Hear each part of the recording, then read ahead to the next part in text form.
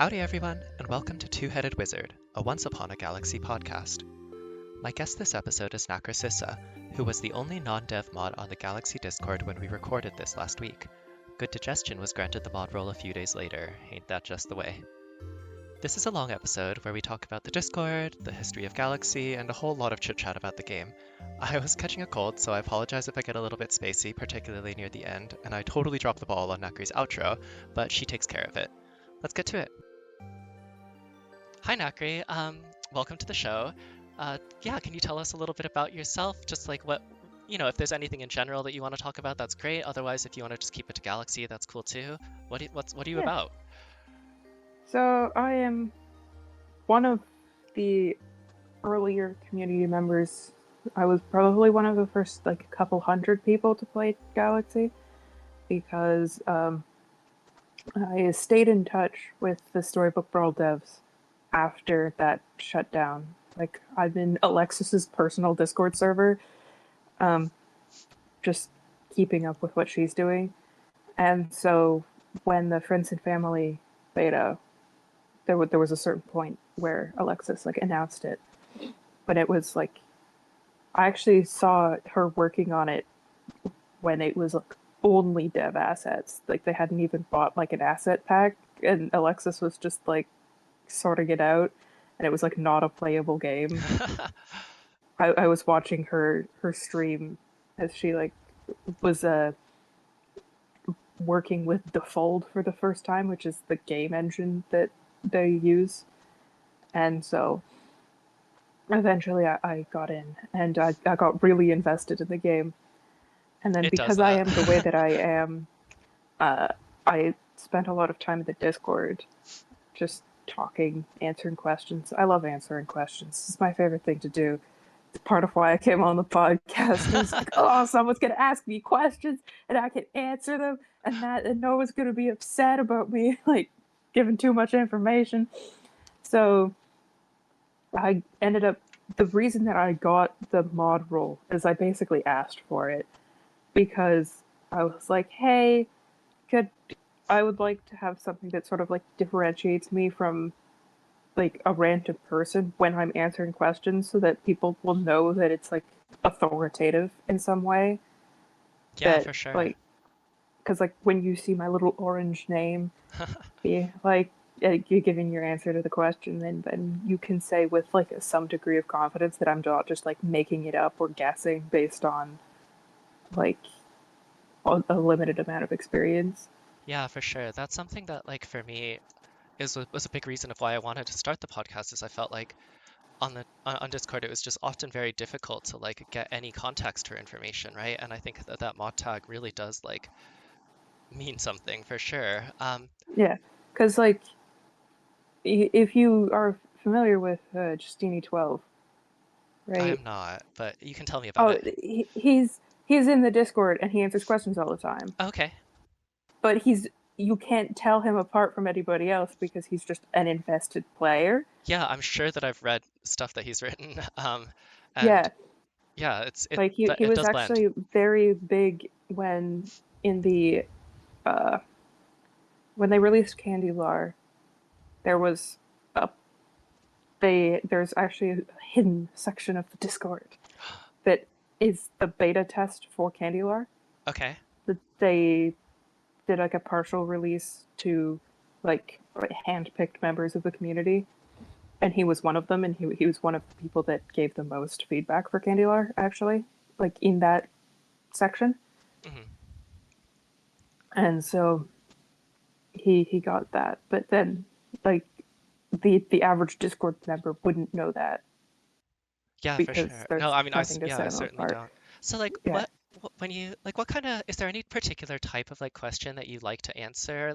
What kind of things do you gravitate? Because I definitely will see things on Discord where I'm oh, I actually feel I'm somewhat qualified to speak up about this, and I'm a rambler. I often will write out something and I'm oh my God, by the time that I've actually finished my thought, this conversation's moved on from there. Yeah. But there's definitely specific things that I feel oh, okay, this is the time for my voice, and this is the time for this is the time when I just have nothing to contribute. What are the things that you feel that you're oh yeah, I want to jump in here? Honestly, the main thing is if I'll see someone ask a question, especially if it's like a fairly introductory question, and then the conversation just moved past them and no one answered it, Yeah.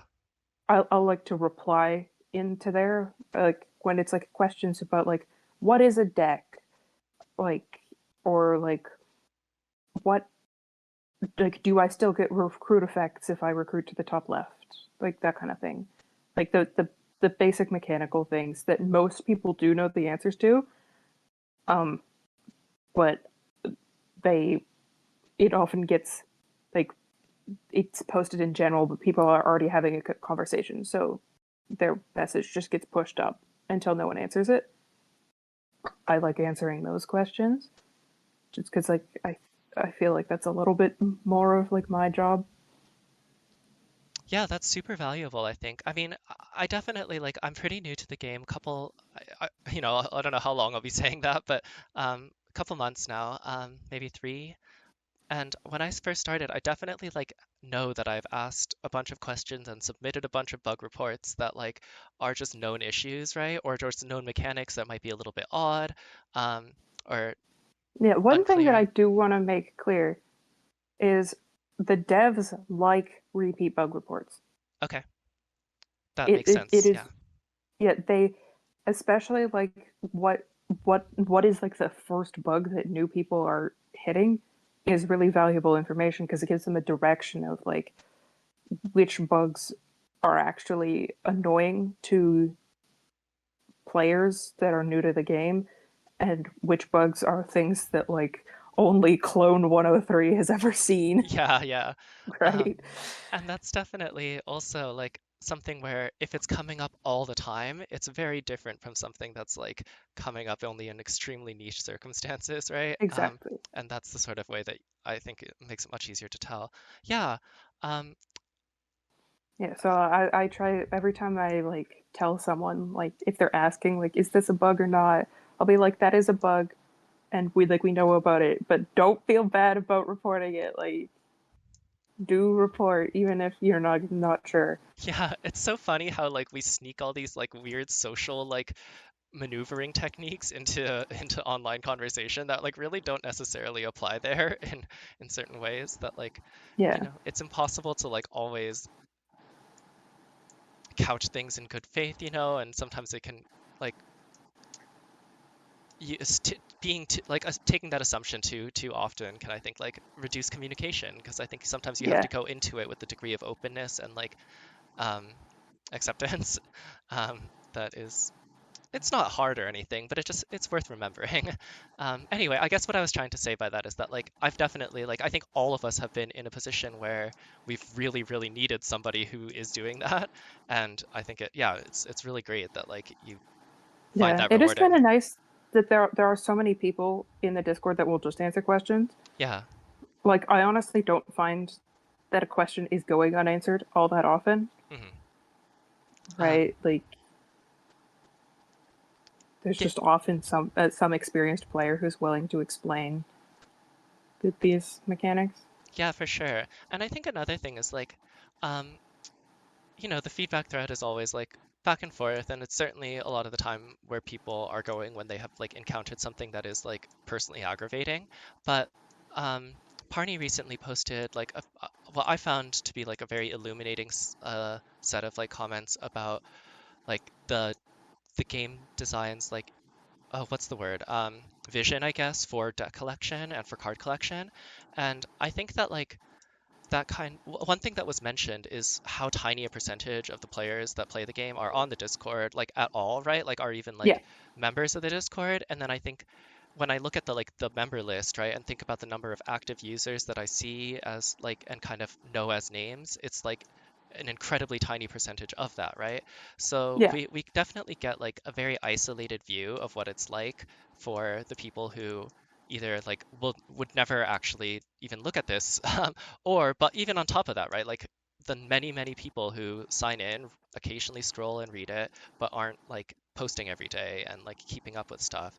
Um, Yeah, or like people will join the Discord to like send one bug report or like yeah. clarify one thing and then never come back. Anyway, I definitely found that like kind of um, perspective about like how tiny this is in comparison with a fairly small game still, but like, Yeah, um, and like never mind like the other communities like Reddit and stuff. yeah, for sure. I mean, um, Like I've never been on the Reddit, but I know it exists, and I know yeah, there's some people that interface exclusively that way. and I'm sure like I don't really in like Reddit that much personally, just like I find that like I will start going down like other rabbit holes on that website, and on Discord it's much easier to like just stick to what I'm here for. Um, but definitely like yeah, realizing that like this is also like a niche subsection of like a niche thing. It's worth keeping in mind, I think. Yeah, like the fact that it is almost guaranteed that you can use a Magic the Gathering metaphor and people will understand. Yeah, for sure. Yeah, the number of It's like like not universal, but like the path goes like so many people got here indirectly through some way through Luis Scott Vargas yes, yeah. Um, just because he worked on Storybook Brawl and like so he is arguably like one of the most famous people that like got involved. It means like such a huge proportion of the community is knows Magic. The fact that Yuck doesn't is kind of funny. Really? That's so I Yeah, I'll have to ask him. he's never played Magic. I'll have to ask him about that someday because I think he's You have to referenced use in a number Hearthstone of other metaphors. things. Oh, they might be Hearthstone based. Yeah, like I know that there are other games that reference him, and I don't know if it's like directly because he worked on them or because like he's just been around this world for a while. But it definitely like I just had the assumption as well. That's yeah. Did you play Magic? Can I like just Yes. diverge really quick? Yeah. Is that also how you like started hearing about Brawl and then this from Yeah. there? I found out about Brawl through Aaron Gertler. He was one of my favorite Magic streamers, though he doesn't stream much because he's not primarily a streamer. He's Hmm. like he has a day job. Um, he's the guy that invented Teamer Clover back in Okay, I'm like I'm not. L That's Train Standard. a little bit. That's a little bit more. I played Magic when I was like in high school, like ages ago, and like like was going to like Yeah, PTQs and stuff like that. And then around college, I just wasn't, like it kind of faded yeah. out. No, But he made like a big splash like at the beginning of end of 2019, beginning of 2020. okay, But yeah. he found a broken standard deck that people hadn't considered. I mean, that's always fun. Like that's always Yeah, my dream, right? In like any game is to be the one who finds the cool thing that like is yeah. actually Anyway, sick. so I'm actually a moderator in his Twitch chat, and so I followed him, and he got into Storybook Brawl pretty substantially. I think in part because Luis did, Hmm. and so I just like got invested there. I was in the competitive Discord for uh, Storybook Brawl, right? Like Hmm. So how do you some people remember me how do you in handle that. the times when you feel like um I don't know, like, do you ever get that feeling that you're kind of like losing perspective or like isolating your view? Because I feel like, oh, I'm like, okay, well, everyone here agrees with me. And then, of course, like, only like 40% of the visible people are agreeing with me, but I'm deciding, like, of course, there's a little bit of like personality bias. And then that's like such an isolated thing. It definitely, like, I find myself like, it really helps me to just hear somebody give, like a sense of that. And I wonder if that's also a struggle for you. Um, Honestly, like I don't have any like concrete ideas of like what the community as a whole believes mhm, in and like so like I just have it like sort of like cordoned off in my brain of like if I'm making an assertion like X is good, it'll be like tagged with a source. So like Butcher is good according to like the MMR discussion channel, okay. right? That's, Like yeah. which is like a reasonable assertion, I think, that that is the sort of consensus opinion in that group. Like I know there's a few people that are like down on it, like I relative to, Yeah. but you know, Yeah. in general, everybody there is at least willing to concede that there's some like you know, but I just sort of assume that, like, especially because it's never in any starter lists, that like the community at large is not invested in it in the same way. Yeah, I think that's very fair. And I think that like, like I guess it's just a matter of like trying not to speak for other people in general, right? It's just an easy way to Yeah, like I think it's sometimes like can be used as like a fallback to like amplify one's own voice if you feel like it's being, echoed. But I think what that means is so ambiguous that it's not really worth pursuing, maybe. Like I think citing your yeah. sources is a good way to go about it. Um, cool. Earlier you mentioned that there was like a hidden channel on the Discord. Are there any like cool hidden secrets that you can like I'm kind of picturing like in amusement parks or like castles like a hidden doorway, and of course like it's not going to be that mystical, it's just like a channel that you go No, to, but there's just a section of the Discord that mirrors the exact same. Like it's got a general, it's got a feedback, it's got a bugs, but okay, it's for the beta testing of new sets. okay. The new sets, I say, as if there's been more than one. And I guess there's also mod chat, but nobody mod chat is very funny because as I've mentioned, I'm the only non-dev mod. So if most of the devs want to talk to each other, they can just use internal communications. Yeah. So mod chat is only relevant if they specifically need to talk to me. That's yeah. As someone who like went back to college like later, I feel like because like all of my classmates were using like Snapchat to like talk to each other, right? So then like the only that was kind of the Discord like chat was like it was only ever when they wanted to talk to me specifically, because if they just wanted to like hang out with each other, they were using a different thing. Yeah, Um, so like if there were good questions about like moderation policy or whatever, they end up there. But in general, it's extremely quiet. So one thing that I was kind of asking you about before the call was like what your vibe is of the community that does post on Discord, like because that I think is both our primary worlds is like, you know, interaction with the other players of the game, and Yeah, not just the game itself. it's generally been very positive. Like in terms of like moderation actions, like we honestly don't have to do much. Almost like there's been like a handful of players that have been like kind of aggressive in a way that we didn't like, but in general, people are just curious about the game and can be like any conflict can be diffused by like just explaining things because there is like a good reason for just about everything. Unless you count it's a tiny dev team and like it just hasn't reached the height of the priority list, which is the answer to almost every question, to be honest, of like why is this kind of unintuitive way. It's just because it actually hasn't changed since the like skeleton draft of the game.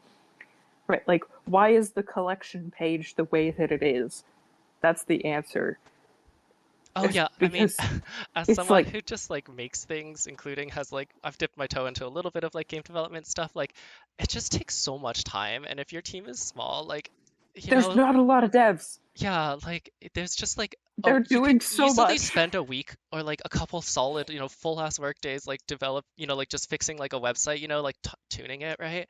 And like if it's basically functional and you have all these other things in the game that like are kind of nowhere near that level of functionality, like you kind of got to do what you got to do. So it definitely, yeah, like none of that has ever seemed to me to be like um a lack of priority as much as like a lack of resources in a way. Yeah, because it's also like I feel like it as the game gets more complete, it becomes less obvious, right? Like Sorry, I'm not. Can you explain that a little? as in like the people that came into the game after like the official Steam release, Hmm. for example, versus the people that came in when it was still in beta, Okay. right? Like every feature that gets added makes the game look nicer and more complete. And so then the things that haven't been updated stand Uh, out more in contrast, as yeah. opposed to like, the people like me who've been here since the game was like a barely functional pile of things you couldn't even download off the App Store. Because like when I was playing it, you had to get it on test flight. It hadn't been officially released on any platform. Um, No, yeah, this game looks great, I would say. Like there's like you said, there's a couple things that like stick out like because the rest of the game looks great in general, but like yeah, it looks especially and because great they've feels great to play. prioritized like human artists that they like actually pay to Yeah, make the I mean, art. yeah, I won't yeah, it makes it's such a difference. Like there's a life Yeah, to it that really is, it shows through. There's an energy that like and like a charm in the whole piece as like a cohesive whole that I think like goes between the aesthetics and the gameplay pretty neatly.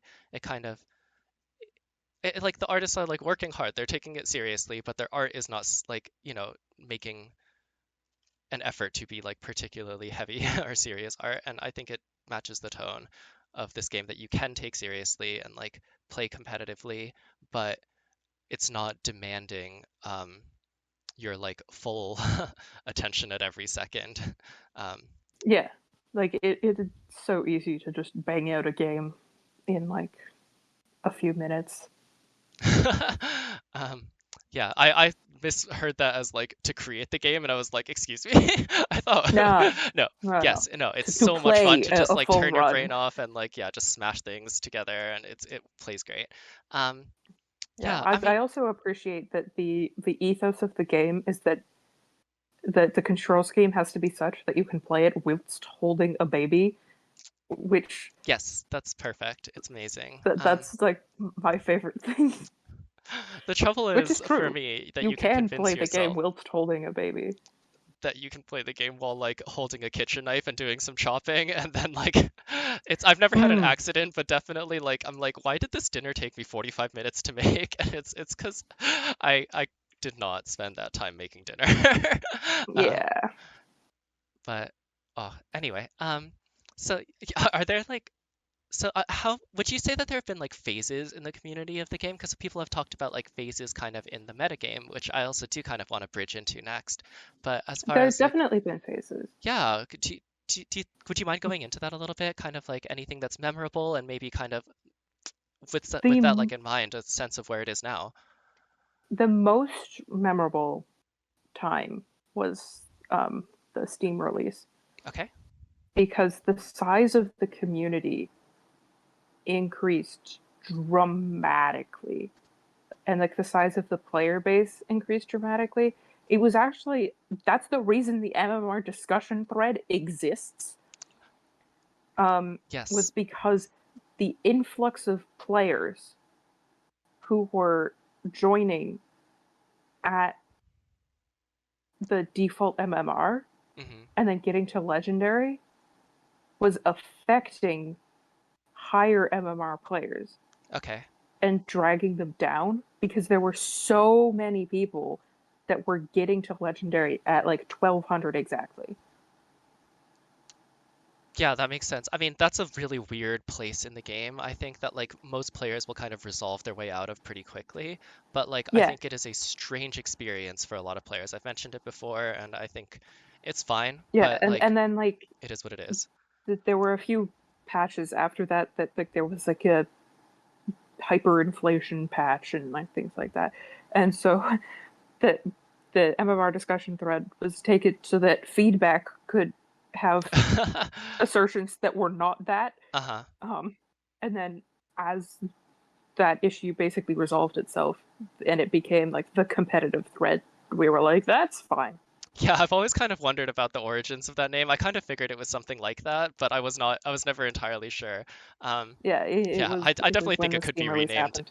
as like the competitive like Galaxy thread, and that would be perfectly fine. But um, Yeah, I mean, that's kind of my home base on Discord, right? Like that's where I check it first. is a lot of people's home base. Yeah. Um, I do kind of like that that's like sort of different from Storybook Brawl because like in Storybook Brawl there was like the completely separate competitive Discord, okay.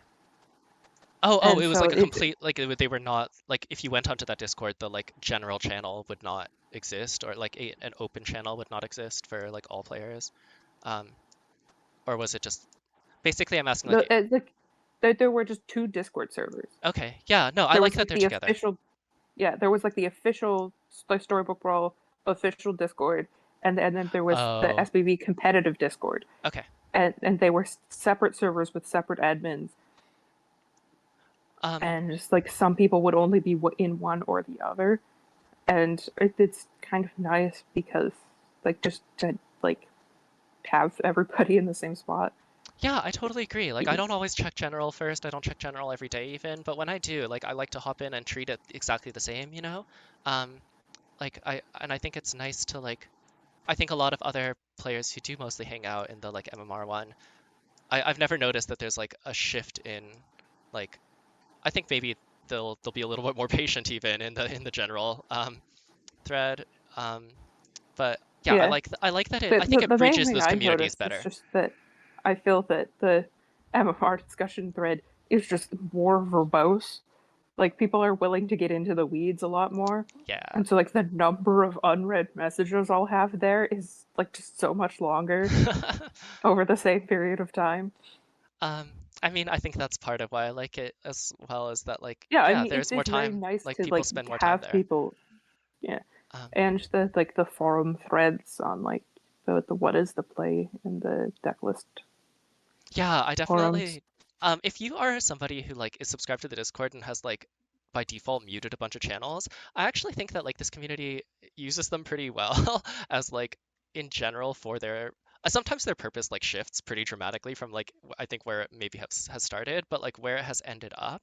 I think there's often like good conversation happening on Yeah, a lot of threads or a lot of like individual channels that I kind of would have assumed would not was like dedicated in like MMR or in general. Anyway, I always forget to check what's the play, and it's just a cool place to check out. Is like that's one that really stands yeah, out to me.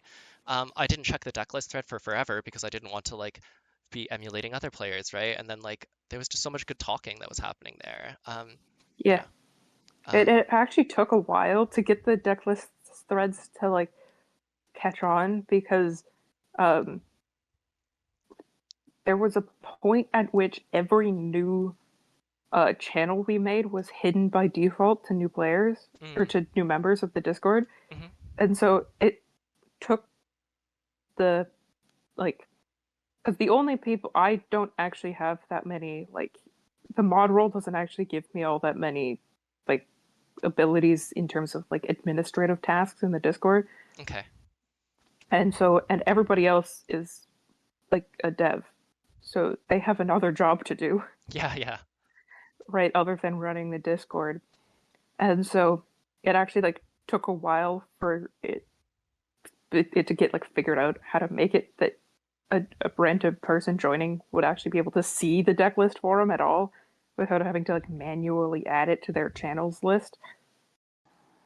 Are there like how do you go about deciding what channels to add then? And are there any channels that you personally would be like interested in adding, but maybe like the time hasn't come or um, anything like that? And then I think I I want don't to bridge really, into talking about the game a little bit and maybe not yeah, the Discord. I don't really think about it that much just because it's like very explicitly not my job, Hmm. right? Like I am a moderator to answer questions in an authoritative way, and that's Hmm. it. Um, so I like honestly, I feel that the Discord does work very well. Um, the only thing that would be reasonable that like the only thing I would think of adding at this point is um, now that we're introducing events, having a channel specifically for like the tournament Hmm. and discussion of it and like how it went. Yeah, I think that makes a lot of sense. I think having that be like just having a resource where like people can go to that and find things, I think is one thing that like just by nature of Discord becomes kind of difficult sometimes. Like you can search up like a specific keyword, right? And then find something in the conversation, but it's so much easier if you like have a, you know, like the deck lists channel, I think is a perfect example where, Yeah, you know, like if someone posts deck question mark and someone posts their screenshot in the next conversation, you're never going to find that otherwise, right? Like Um, so um, yeah, I think stuff like that is really useful. And I guess for me, it's something where like clearly the community has not been like prioritizing it as much. But like I kind of wish there was like a art slash fan art or just like something thread. But you know, Yeah, that's the sort of thing where like if there's like two posts in 5 months, you know, like is that channel useful? I guess I'm saying fellow yeah. artists, It, like it it's generally all the fan art I've seen has been put in community content, but yeah, I think as some to me it's always ambiguous exactly because that channel is pretty much dedicated to like stream and VOD content in large yeah, part. I think that's mostly just because like that was less true before Good Digestion started Really? that Okay. video series. Well, it's just because the video previews Take take up. up so much physical space I that it know. seems very dominated by that. But like in terms of the number of people that are actually posting there doing video content, it's like kind of like three that do it regularly. Yeah, I mean that's It's definitely like true. Good Digestion, Yuck, and the third one whose name I've forgotten, but No Lux puts stuff up a lot. And then I think there's Tritherio, yeah, Truth often. Area is the one I'm thinking of. Um, and then yeah, there's a couple other scattered people who will occasionally post Yeah, a video. Like I'll sometimes do it, but it's really not like a thing that I do regularly. Um, yeah, but yeah, I don't know. I guess I wish I think that personally I that kind of thing is much more exciting to do when you know that it has an audience. yeah. And you know, if you post It's it. also kind of interesting the stuff that they've successfully put into Custom Galaxy. Oh, I haven't looked into that at all. That's got to be really cool. Yeah, so that's people. That's the thread for people suggesting their own Galaxy designs, Oh, and okay. some people have done some like pretty interesting stuff of like making their own. Like some people just do it as text, but some people have like made their own frames and their own art and stuff. Oh, I'd love to check that out then. Yeah, 'cause like I kind of I feel like that's like that kind of creative expression part of it is something that, you know, I respond to very much, but I don't really know where to find yet. Um, Yeah, and it's always interesting to see the people that are suggesting things because they want it to happen mechanically, and the people that are suggesting things because it's like a cool, like, you know, character that they feel fits the theme, and then they're just trying to come up with what that character would do in the game, yeah, like the bottom conceptual. up and the top down Exactly, designs. that's the phrasing. Yeah, for sure. Okay, cool. I'm excited to learn more about that. Anyway, that's not like a suggestion. That's just like a perspective, you know, like an opinion. Yeah. Just to be clear, you know, like I think. Um, okay, yeah, let's talk about the game a little bit. What have you been liking recently? Like what do you like in general, and is there anything like recently that's been like really cool and spicy? My sort of, I have been like the Indiana clones person since like day one. I love Indiana clones. Um, I've like always been like it's better than you think it is. Though I do miss it used the original wording was you clone your best three treasures when you become legendary. Oh, that's really cool. Yeah. So Yeah. that would was that happening on turn 9 then? Yes. Okay. It used to happen on turn 9. And then it was considered like a lateral move to go to turn 10 Hmm. because it gives you like an edge chance of getting a legendary treasure and also like better chances of getting epics. But I am convinced that it's just a downgrade. Hmm. Um, Um, like yeah. me personally, I So much preferred it at 9, what do you especially like at the about rate. clones? What are the games where you're like, this was a expected clone game and it was great. It was cool. Um, My favorite thing about clones is just that the way it changes the Be Early game.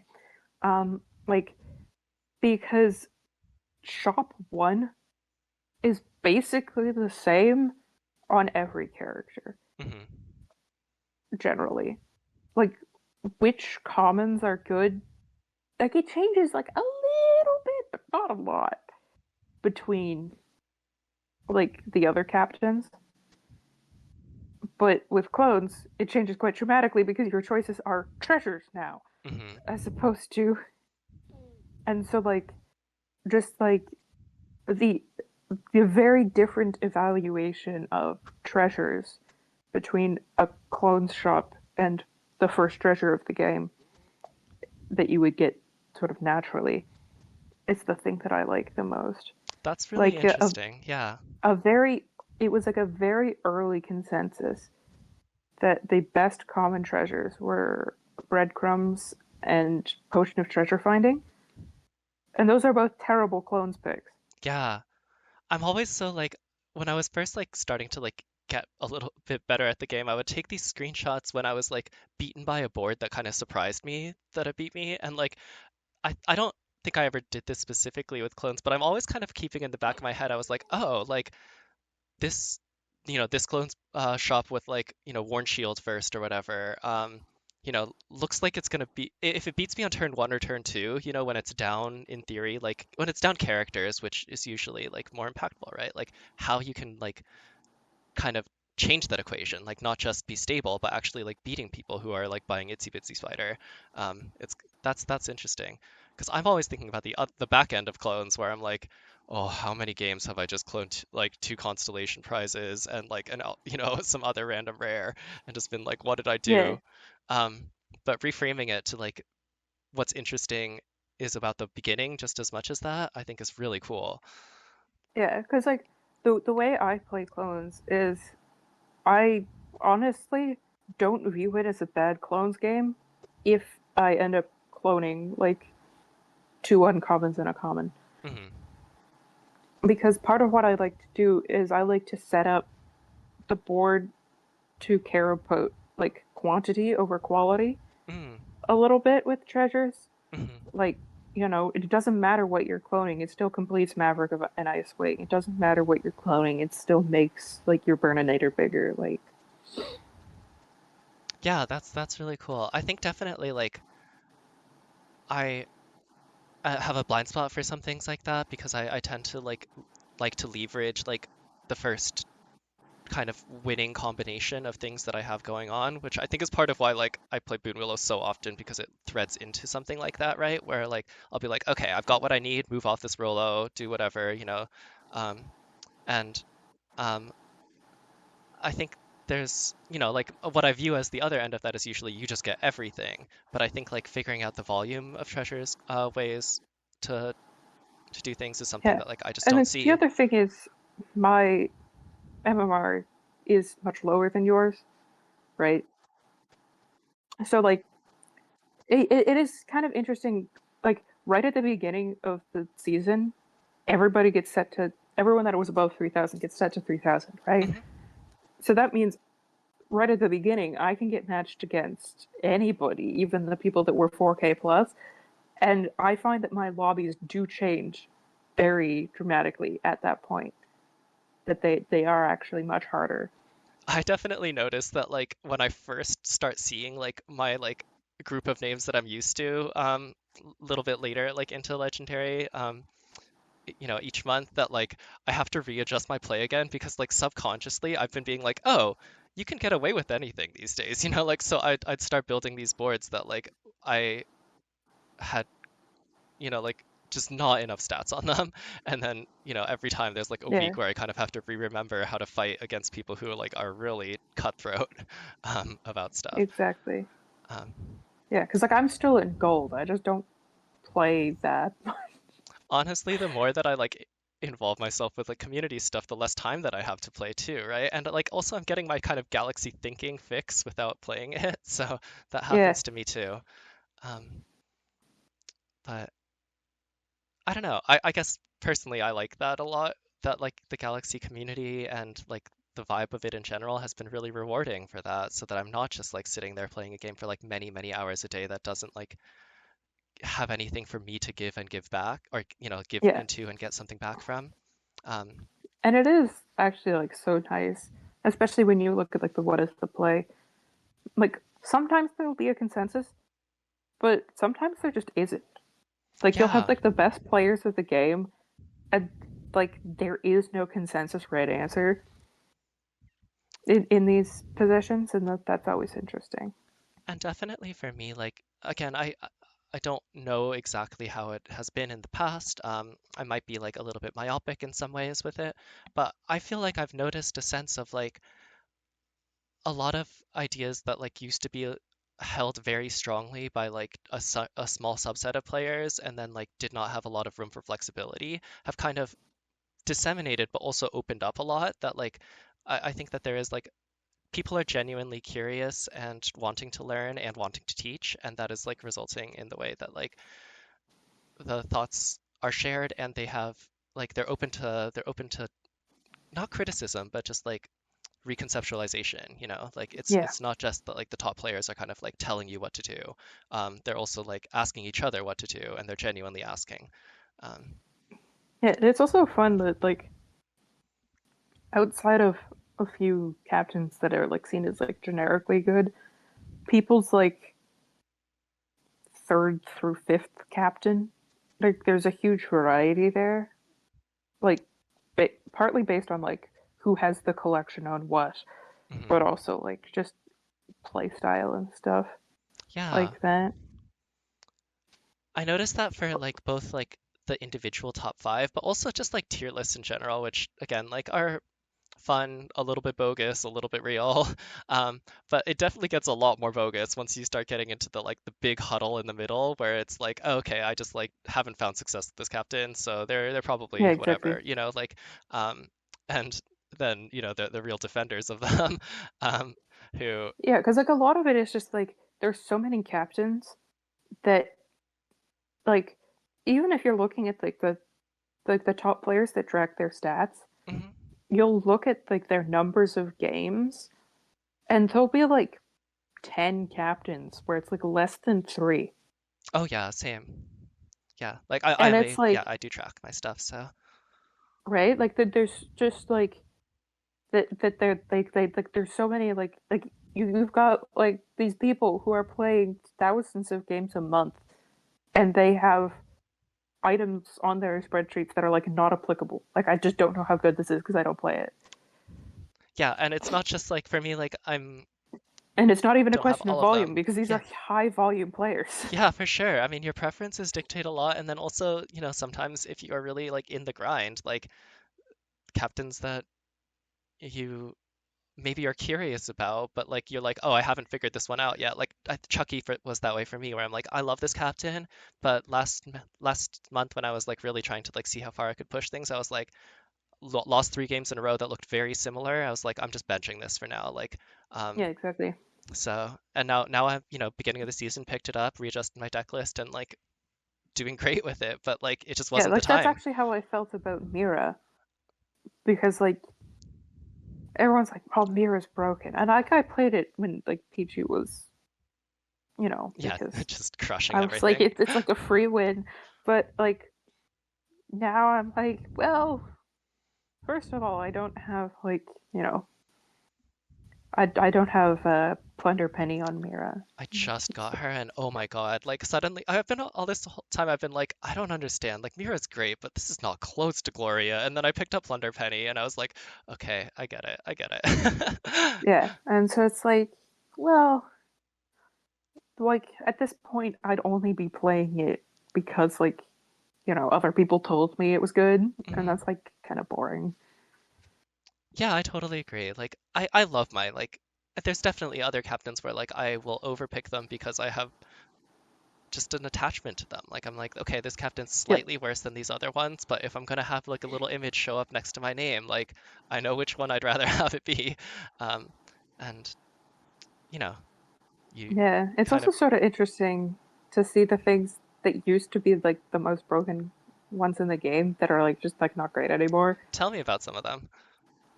So like Chucky and Animal used to be like the worst because the treasure pool was smaller, Hmm. so you could get poison apple, Yeah, and also Barrel of Monkeys used to be common pool. yeah. Good Digestion was telling me about that, and I didn't think I quite realized like what the implications of that were. But like, God, what if you So can see that something in every game? Like my yeah, yeah. that meant that Animal and Chuck E could get the like poison apple barrel Exodia every time, Hmm. just about. Like, the way you played Chuck E was you just tried to get epic treasures until you hit Poison Apple, and it used to be much more doable because the epic pool was just a lot smaller.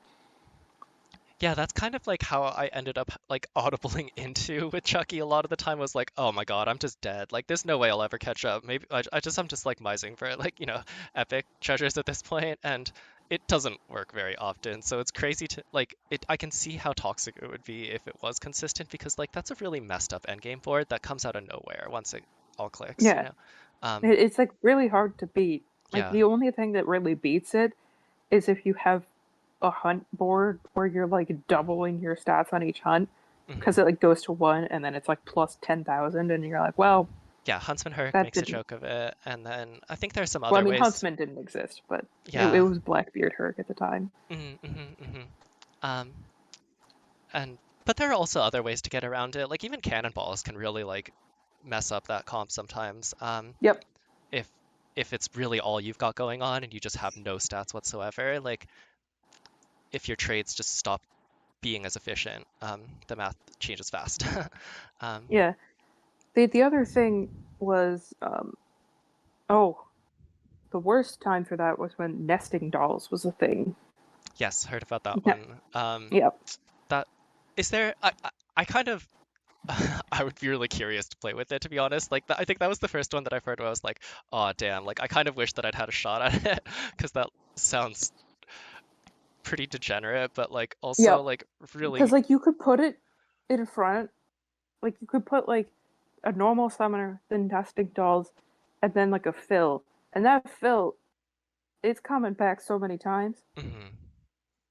And And then your animal with poison apples, so it every time it comes back, it sets the health to one. yeah, that's so aggravating. But even with just a support, that's like, like if you have a scaling support, especially, like, that's a Oh lot yeah, that you have to deal with. And like summons are amazing. Like right now they're not particularly prevalent, I would say, but like if you yeah. the con That's because they've been beaten down so much. yeah, I mean when they're working, I don't know, for them to be dominant it gets really oppressive because the breaks are just going to work out in your favor so much more often, right? Like Yeah, anytime. there was several points in time where Geppetto was the best captain in the game. Wild to me. Like he's never been like less playable in my experience than he or not playable. You know, He's because perfectly part of playable, it but less is competitive. his original design. He was plus one at base. That's such a big difference. Yeah. Hmm. And so like you're like, you know, busted bot could like solo the team, Hmm. and then you had like whatever was left over. Oh, Busted Bot is a character that I have not not found space for in my decks for a long time, and I do wonder like should I put it in every once in a while? But I don't know. There's so Yeah, many good part of it cards is now. like my like so much of my like competitive knowledge is from like 8 metas ago. So it's like this is just no longer true, right? Like they've just added too many good cards. And it's weird how that can like cascade in weird ways. Like I had like decks that I had like built during the Peachy Queen meta, which is I think the like biggest difference from the baseline experience. Like, I don't know what the actual baseline experience of the game is, but if I kind of average out everything, I would say that was the biggest deviation. And there are decks that like just do not function or like weren't functioning at all with that like after one common got changed because it like changed the rest of your gameplay so much. And Yeah, then, like I was like, oh, okay, well, I just always have all these Fey buffs, so Nightshade solves all my spell buff problems, like I don't need to figure out Crystal, like all these things that just are not true anymore in the slightest. Um, yeah, it was sort of interesting to like the PG meta because it was basically the same as the Wink meta back when Wink was a common. uh-huh. Yeah, I've heard that Wink and Drafty Window were commons together. Is that true? Um, Hmm. yeah, that's crazy. Yep. Very glad that's not the case. Although I do think that there's like definitely some elements of like old metas that like could probably just sneak back in, like not At this point, yes. Like there's some like general like nerfs, especially to like some of the captains. mhm. Um, like Geppetto, yeah, I wonder. I for mean, example. Geppetto, adding that Like, health would change a lot. yeah, it would be much better. I'm just not convinced it would be nearly as broken as it once was because there's so many other broken things you can do now. Oh yeah, I mean, I'm certain that it would not be like as dominant relatively. But I wonder if it would be like very good um, from there. I mean, with Little Lance, having it at health makes such a big difference, right? Like even like Electric, I think is a good Little Lance captain. Just +2/+1 Yeah, is much different. It's way different than +2/+0, which is like a yeah. line where I will not consider putting that in. So um, yeah. Yeah, and like one of the most oppressive captains in the early game used to be Witches the Third, Um, right? Witches 3 is my favorite captain, and I definitely remember a time when I fell in love with that captain because that was my like turn 8 9 wins Yep. as like default. It would just happen like, and it was Yeah, like the amount of full heart damage you can do on turn three with Witches the Third. yeah. I like Witches the third. I'm gonna still say Witches 3, but I like the goof.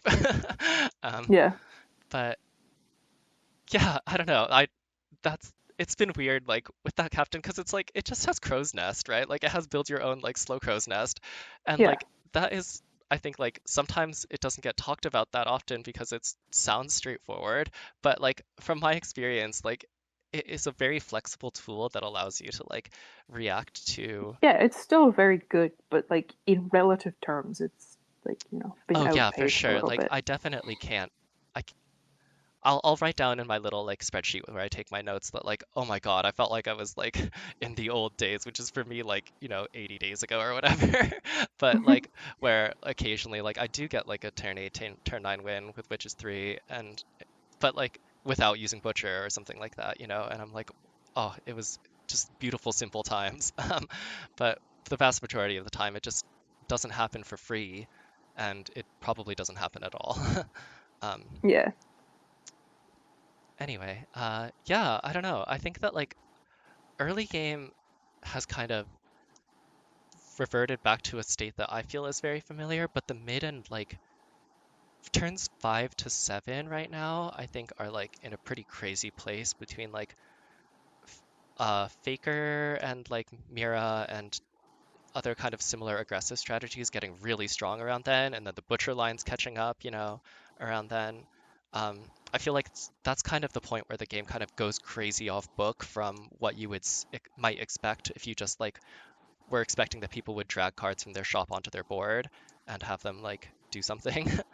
um, yeah, that that just stops being true by like 7 8. You can't just like buy something and be like, oh, this is relatively big for like compared to the other things in the shop, it should probably like trade reasonably. Like it's just not the case. um, yeah. I mean, at my level, it is often still the case, okay. I but mean, yeah. It also doesn't take that many like people in the lobby playing a certain way to like dramatically change it because then they exactly. beat up everybody who isn't doing that, right? So do you have like how do you feel about the new captains? Have you had a chance to like play with them much? Not really, Mm, because I have a policy that in order to try to like keep myself from spending all of my gems all at once mhm. is that I only buy a new caption after I've completed five collect like gone complete collection on five captains. Oh, okay. So currently I am 2 out of 5 on my or no 3 out of 5. I just finished one, so I have 4 cards left. I have to get 2 on Boy Who Cried Wolf, 2 on Zheng, and then I'll have 20 captains full collection. Then I can buy Loxley. Oh, Loxley's the one you've got your eye on. Yeah, Nice. like because I'm like not buying for power level. I'm like if I was buying for power level, I'd be like, oh, it's probably the toucan, Hmm. but this is not what I'm here for. Yeah, absolutely. I mean, I'm here for glows of thieving on turn one. also they're both really fun and like nobody is quite sure how good they are yet, and that's really cool. Like, it's pretty early. By the time we figure it out, we'll have very strong opinions, I'm sure. But like, it's cool that these are like changing some pretty core things of the game in a way that like doesn't obviously like break everything. But Yeah. um, I like it a lot. I think they're great. Um, to bring it back to clones, what are some of the other like captains that you really enjoy playing, or that you think of as Uh, like the yours? the ones that I believe that I like more than other people Yeah. are Hannibal, Ooh, because I believe Hannibal is the best scam captain in the game. I'm a big scammable believer. Yeah. I don't think he's the best scam captain in the game, but I think it's a good way to play him, and it's really fun. Who would you say is the best scam captain? Um, I would actually say Professor Who's Who. The more that I've played with that as a Interesting. as a scam captain, I've just been really impressed. And it's kind of cheating. He just gets more resources, and if scam's what you're going to do with those resources, then sure. Yeah, that's But like, I think that like he kind of sets up all the things that scam wants to when the shops, like when your spell shop doesn't give you bonus characters or shops. A lot of the time, what you can do is like use that to start setting up scam in some way. Um, and it also like enables Genie, which is I think a great anchor for scam because like it is often helpful to have like one mega unit kind of backing up the rest of your scam squad, and he's very good at doing that. Um, but yeah, I don't know. That's my experience with it. But I think him. I don't know. I also like think Chucky's great, which is three is not the best scam captain, but I think might have like an above yeah, average yeah. win rate as a scam There's good captain. ones, But but those are the ones that stand out to me. Chucky, yeah, I think I I mentioned. really Yeah. like Hannibal because like you have to do almost nothing to make Anubis work on Hannibal. Yeah. Like one double double, and it's just bigger than your normal sized stuff, hmm right? Like you don't even have to be going for like low power things to resummon. You Yeah, can just that's true. And I think right, because like you're it'll just also resummon your whole board. and you do have these incidental stats on board that like make that bridge easier when you don't have like full scam pieces. At least the guys that you're resummoning can kind of rumble a little bit, you know? Yeah, exactly. Um, Right, yeah, and like enough of it is like the fact that Stinky is an animal, right? one thing that's like kind of impressed me over time is Hamstar is kind of a sick comment. Oh, Hamster is great. It's like a perfect common in my opinion. Like it is good enough to buy and like never It use is its not quite ability. perfect. Oh, This tell me star about it. should be a hero. You're right. I Look at do that think, guy. yeah, It's and a also heroic little man. that's the one yeah, okay. I think Hamstar should have been the hero of Peachy Queen and Hamstar, but Yes. it's fine. It's fine. Um, yeah. But that little guy really like sometimes just like Yeah. does it. Like you just get a little bit out of him and then Yeah, and occasionally it you get a also lot. it turns Scrubfile into old Scrubfile. I know, right? Like it's all these like little tiny interactions. Like it's never quite enough to like make you buy something that is like dramatically worse, right? Like it's not like a Peachy Queen thing where it's gonna warp your play, but like it just makes the engines run a little bit smoother if that's kind of what you're doing. I Yeah. love it. Um, yeah, anyway, yeah, a big fan of Hannibal as well. So yeah, that's And cool. then the other one is Wizard Headmaster. Tell me about Wizard Headmaster. I just feel like I started clicking with that captain because I could not Yeah, stand it for a while. the main thing is like because it used to be broken in half when Two-Headed Wizard was the only common pool rare mage. Um, so you could just not put any rare mages in your deck, and you would always hit Two-Headed Wizard. hmm Um, And that leapfrogs you and into your next one. Yeah. yeah, that is why that's the only reason that Fairy Godmother is a mage is to make that Oh, not happen. that's Yeah, that's really yeah, I have never known about that. So, yeah. um, It's because they needed a second rare to be a common pool mage, so that you could guarantee your wizard headmaster hits. that's so funny because like now I think about it as like, oh, sick. Now I can buy this fairy godmother to like turn on or activate my um the hat of the like magus or whatever, the one that gives you random spells. There's like there's Yes, also Hat the of the other one, Coven, wizard's hat, Merlin's hat. Merlin's hat, which I Yeah. think is a little bit less like desirable in general. But the other one I think like yeah, it's great. Like I've always thought of it as all upside, baby, and it's so funny how like these things can come from. Yeah, no, that was like a very explicit Wizard Headmaster move That's because wild. that was also done before Hat of the Coven or Mira existed, so hmm oh that yeah, it's wasn't very really relevant with relevant. Mira. Yeah, Um, so yeah, how but do you yeah, like to play Wizard Headmaster? What's kind of the average I case that makes you happy, and then the dream case? I do like going just like all spells all the time. hmm Um, there's only a couple of characters I will pause to buy. Like I'll buy Catatouille. Oh, you play Candy with him. Okay. Yes, because one of the most reasonable end games is if you get Cotton Candy Dandy Dandy's amazing. and just go like let's go hmm with it because he's a very aggro captain. Like it only works if you get a very early legendary mage and can leverage that into like something good. Yeah, no, it's a huge difference with like I think Dr. Aegon is kind of like tempting to play the same way and it does not You work don't. at all. No, Like no. and with that one you Dr. really want to Aegon, slow your roll. I Yeah. I play that almost like clones, um, where the only spells I take are ones that contribute to treasures. hmm So Lost in the Woods, Silvery Moon, Meet in a Tavern Yeah. are like, and Pumpkin Spice are like the only ones I'll take until it's like really late game and I have a solid board Yeah, it's with kind of Aegon. um not worth the investment. Whereas Wizard Headmaster, like, it's kind of the opposite, where like if you hit these It treasures, like these guys every late, then it doesn't spell, matter. Like, yeah, every spell contributes to your board because it's moving you towards an early, like, you know.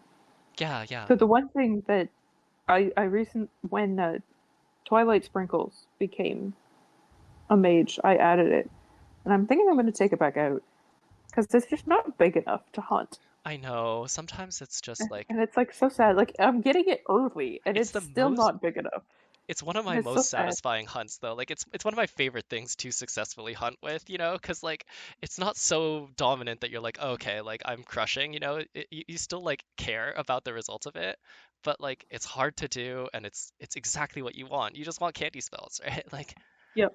um but yeah, that makes sense. It's so small. Like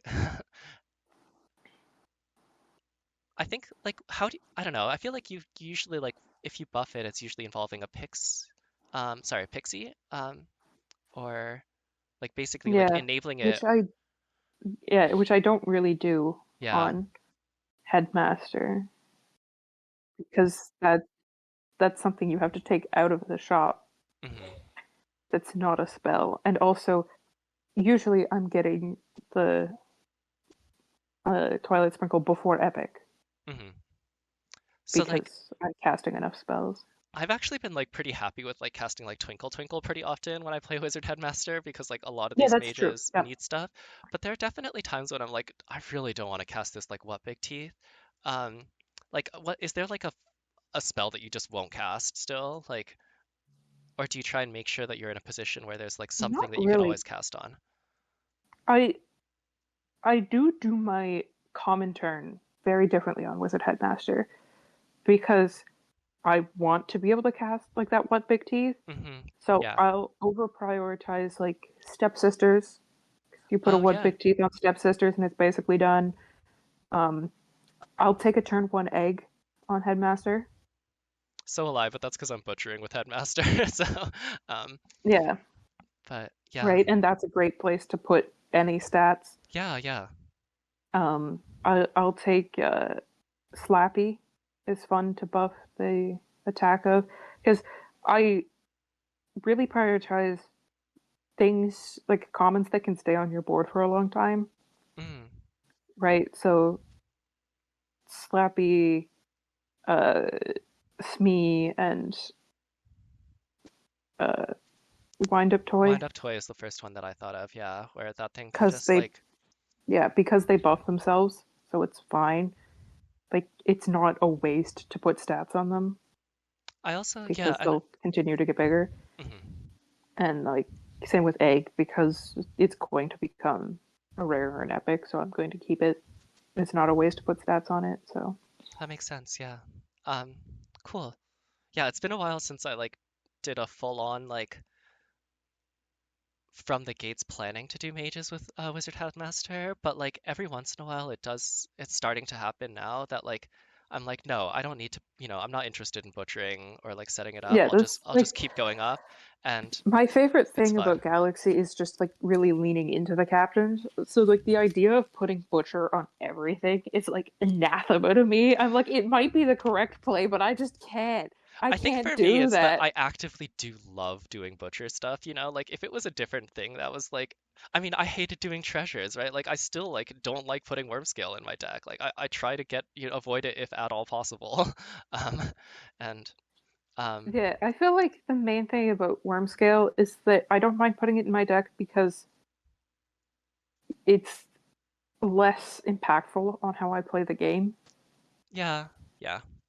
Um right? Because like butchering is like it's a whole thing, right? You gotta set up your boards, you keep all your rares, and anyway.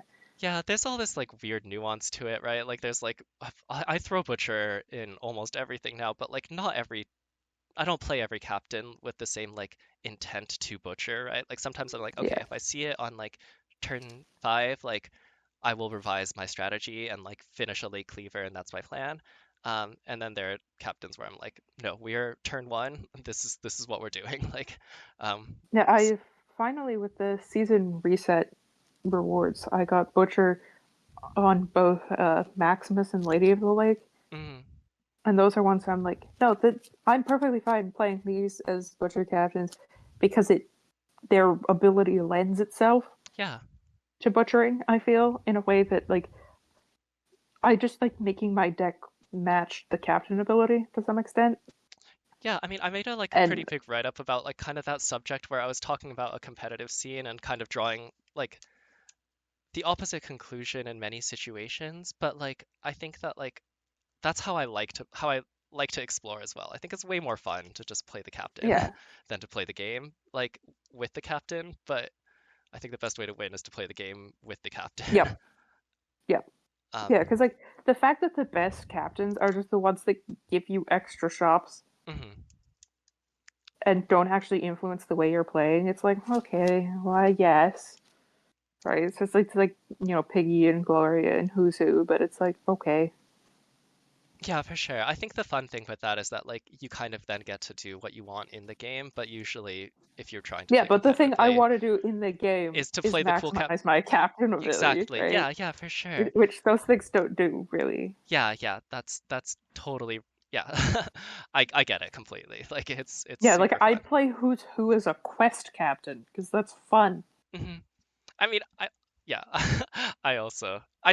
I think what I'm trying to defend is the idea that like I do have fun with this game, that they're not like mutually exclusive. The idea of like playing to win and playing for fun, Oh yeah, because I think this game is really fun to play. Like that's the fundamental like reason why, um, oh yeah, that like the doing the basic things in the game I find to be pretty fun. And there's so much in the shared pool that like isn't necessarily going to be reflected in your captain that like I like being able to be open to during my games. So I think that's kind of a mindset that I try and like foster a little bit yeah. more. But it's And I also I think I was definitely more so like that, like earlier. mhm, Like the fact that I have been playing the game yeah, for that's like very true. years now at this point, it's like Yeah, I've I have months. seen like a lot of the things that I can do. Like it's fairly rare that I'm doing something new unless it's like with literally new content.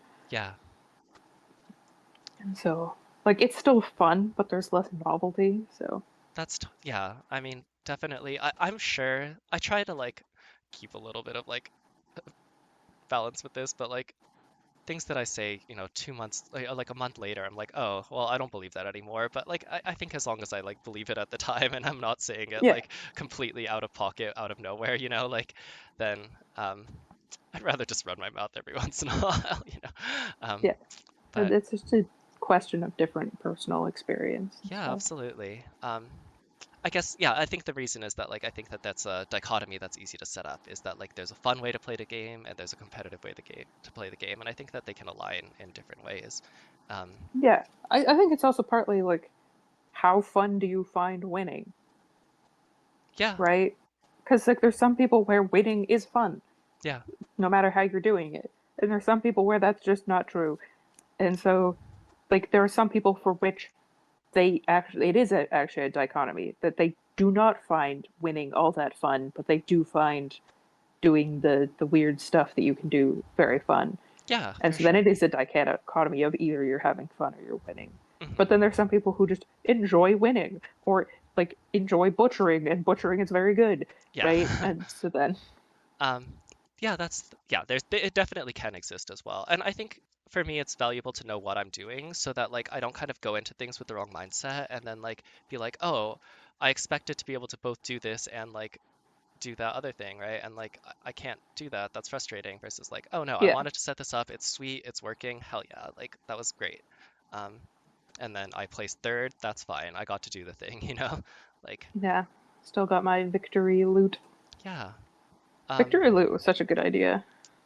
I yeah, it's and getting cards is good. I don't necessarily like pay attention to my collection a lot at the time, but like when you're missing that one card, you feel it. Yeah, especially because like victory loot lets you get it makes the curve of like collecting on like a captain that you've just unlocked Mhm. pretty fast, like in the sense of like you will get the big meta pieces. Like it is not hard to unlock Worm Scale Tinkerer No, right yeah. now.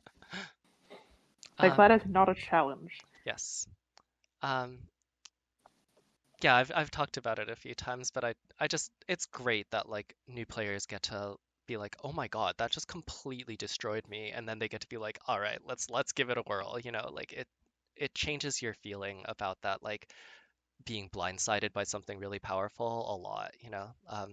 Because Yeah. especially, yeah, I don't know, it's great.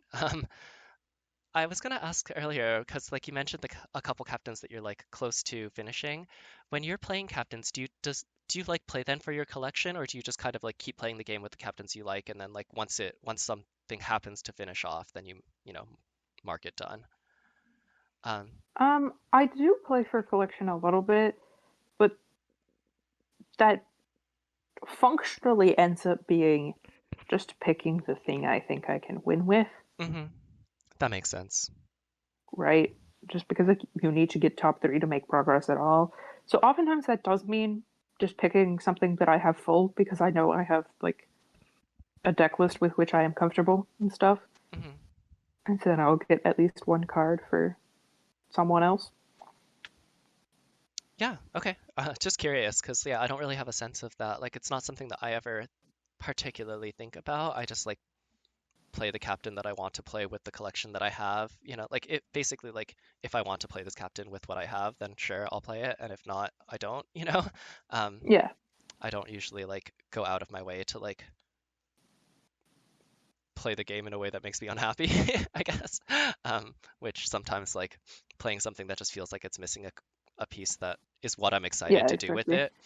Like I just won't sit through the other times, but um, definitely Huntsman was literally the last card that I unlocked on Jay, and I wonder how much that's contributed to my like antipathy towards that captain because I can't stand playing Jay, never have been able to, and I do Oh, I wonder like did. I never have either. um I wonder like if that would have changed if like earlier on in the game it was just like happened to be one of the first that I unlocked and it'd be like, oh, this captain's fine. Do I want to like roll the dice or no? Like, Yeah, because Jay has always been very like the moment you get a little bit behind, you're just uh-huh. dead. Yep. And I'm like, great, A lot of my just favorite great. captains always have this like little glimmer, this little dream in the back of their mind that like maybe there's this string of events that gets me out of this. And I just with Jay, doesn't exist. Like you set your early game plan up so that you your foot's on the gas or it isn't. Um, Yeah, and Jay was also like it's always been like the noob captain. Like especially when Hercules was common pool. mm. So like Oh, that's yeah. I don't think I've experienced that either. yeah, Hercules used to be the most common please nerf this feedback. I mean, it's really obnoxious when you're facing it and there's nothing you can do, right? And Yeah, because like people would be like, "There's nothing I can do," and they would see it all the time mhm. because at low MMR, it's not that hard to get going, and it was common pool. So it was actually like a very like an interesting dichotomy of like there would be so many people coming into the Discord of like the only thing they would say would be Nerf Hercules. There's nothing you can do, and then there would be a bunch of experienced players being like, "It's actually like I never see it. It's impossible to get going. Yeah. It's not strong at all." And It's right, so crazy in this game because oh, sorry, I'm cutting you off.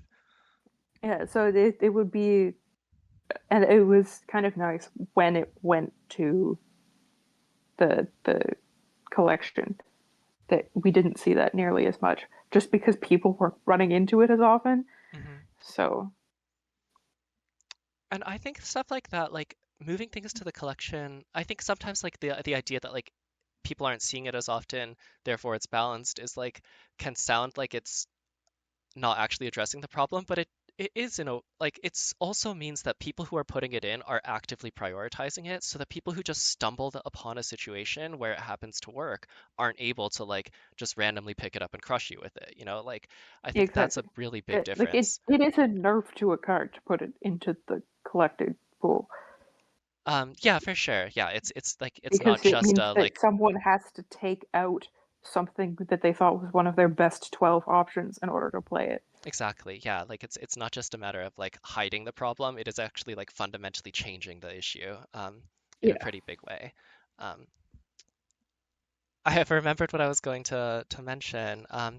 And I think in my experience, a lot of the time, like especially when new players kind of don't just jump in with like Nerf Hercules or something, but come in talking about, and they'll often like be thinking through things and trying to like um, explore and understand the game. But they'll be asking a question, and my answer is very often like, well, this happened 3 turns ago. Like the situation like that you find yourself in is not like necessarily like a situation that is relevant, like to me and my experience and my gameplay. Because like a lot of these things are like the result of previous decisions, and that gets like really Mm. complicated and difficult to express. Like where like Hercules is like not necessarily going to be a problem even in the common pool, right? Like if players are not playing at a point where you can just buy Hercules, like there Yeah, just aren't that exactly. many circumstances where you can buy Hercules and have it like Yeah, go like off. as I was mentioning, even then, it was not a problem at high MMR. Yeah, You'd never exactly. see it. Um, I think right now there's some elements of that in my gameplay that like when people start to like find themselves in more competitive levels, finding that like, oh, suddenly I feel like I can't make, like nothing I can do will get me out of this, like what's wrong? Yeah. And it's like, well, this happened, sometimes it's as early, I mean, as turn one, right? Like that you just bought two things with low stats and now you're playing the rest of the game from you starting at 2 hearts, and then once you're down to 1 heart, that dramatically changes how you play. Um, and then you suddenly can't beat this one spiked board, and you're out, right? Does that match Yeah. kind of your experience as well? Do you feel like a lot of the stuff, like the questions, or like a lot of struggles that people have, are kind of complex and structural, or do you think they're mostly like like I don't relevant? see that all that often, but also I don't read as much of the Discord as I used to. Mm, Um, so it's like the and it's also like I am still at a level like in terms of like MMR and stuff where I don't have to play as aggressive tempo as is necessary to survive mm. at like the cutthroat 4K or whatever. Yeah, that's So kind of why I'm asking. Yeah, like I just want to um, know again like how isolated my experiences are and like are they perspectives that are shared by, somebody who's extremely experienced, much more so than I am. Yeah. It's also like, even as much as I've played, I don't really consider myself much of an authority on like what correct play is, hmm with the exception of like Indiana clones or whatever. I Like mean, there's a few things where like I'm very militant on Indiana clones of like you should not be taking spells, uh-huh. Um, right? yeah, there's But definitely like there's as much as like I've recently like started to like deprioritize captain centric like philosophies, I think that there's a lot of subtle ways in which it like will dramatically improve your gameplay if you really understand a captain. Like it really makes a huge difference. yeah, There's a lot of little lines with Witches 3, a fairly like yeah. It's straightforward also second like captain. generally been like throughout the history of the game, it's generally been understood that part of this is because even before I was in the game, um, in the very earliest betas, spells were broken. And so, Really? Okay. yes. And so they had to make an effort to make it that the spell would be less appealing than characters, Hmm. and you couldn't just win by like mashing spells. Um, and so that's led to a dynamic where, in general, as you get better at the game, you will take less spells, hmm especially in like the front half of the game, Yeah. because like like that lightning bolt might win you turn 5, but it's going to the fact that you didn't take a rare there is going to probably mess up your late game in a way that you know losing that fight wouldn't have. Yeah, it's difficult for me to know because I think when I first started like playing a little bit more, like feeling like I was figuring the game out, like maybe not, I was playing at a pretty far like level from where I am now as far as like cutthroat or whatever, like MMR stuff, but like I remember everyone was telling me that spells are terrible. You're never allowed to click them. And I was like, I think you're sometimes allowed to click them. Like I think Okay, yeah, it's not literally never, yeah. but Yeah, anyway, it's it's interesting. not like, given the way it's initially presented and hmm the way a lot of people play is that 1/4 of the time you take a spell, hmm right? Uh, 1/4 of the time you take the left one, 1/4 of the time you take the middle one, 1/4 of the time you take the right one, and 1/4 of the sure. time you take the spell, right? And so like, and that is not correct. That's Yeah, too many spells. no, it's interesting to hear And that like and there so was a time when yeah, like where it was like oppressive. that's like the instinct that a lot of people have, and how Mhm. you'll see a lot of players play, which kind of makes sense. That's how the game is presenting it to you, right? And so that's why you'll hear so many don't play spells, because enough people follow that path. Yeah, for But sure. yeah, if you were starting with that advice, then yeah, you want to play more spells than zero spells. Yeah, I was basically like told by like people who were clearly excellent that like you just don't click spells that aren't breadcrumbs, basically. And I was very confused because I was like, I don't think that's my experience. And to some extent, my experiences have changed a little to match something a little closer to that, but I think it's still quite far from the truth. Anyway, Yeah, but like as a heuristic, it's going to get you closer to the correct answer than a lot of other yeah, I think it's also answers. it's yeah, I Like spells are like if you're weird. trying to condense it to like one sentence, that's as close to the correct advice as you're going to be able to give in one sentence. I Mhm. think that like the times when you take spells that aren't Breadcrumbs Tavern, or like Pumpkin the spice, ones yeah. that are giving you characters, are so much more nuanced that it's like very difficult to explain what constitutes those situations in like one sentence. Yeah, for sure. I think it's one thing that I find just fascinating because it is this core part of the game that like feels very unresolved. Not in a design sense, but in a like community understanding sense that like I think we have I just that we do kind of fall back on this very extreme here, like example of it as your baseline. I don't know. I'm excited to like get a better understanding of it, like both myself and to like maybe hear some other people talk about it a little bit more, um, Yeah, in a sense of because like, it's good. The community is still so small, like yeah, especially the competitive community hmm of like we could all be missing something yeah. very easily. I think to some extent though, like we might not be like missing something, but the language that we use to like describe it may not actually be matching like how we live our lives, you know? Because like Yeah, when I watch like Yuck's stream, like I'll try and like jump into like get into some live lobbies if I can. Um, I think that he does play quite a few more spells on average than most players, or most like hyper competitive players, but like yeah, I definitely often think that it is correct, and then I know watch other players, like who are also good, like they will understand that, like, okay, well, this is the best thing I can do out of this shop, and this is half my turn, like this one shop, like I need something out of it right now. Um, but yeah, what motivates those decisions, I think, is like very, very personal right now. Like I think players just play completely differently. There's very little yeah, consensus, um, even among players who like are trying to optimize. And because yeah, and players that like broadly agree mhm, yeah, too, in terms of like what strategies are good and stuff, will disagree on like the nuance of like what to do in a specific shop or like what's the best way to approach that strategy. mhm.